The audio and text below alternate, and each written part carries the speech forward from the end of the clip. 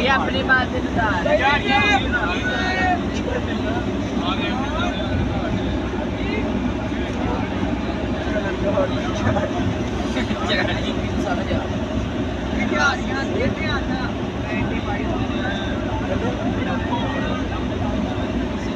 बच्चों विंडो ज्यादा ना खोलो।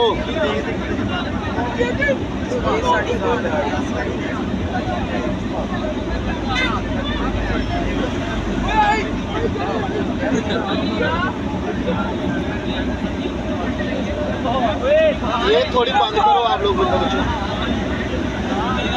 तो आप ही बंद करो।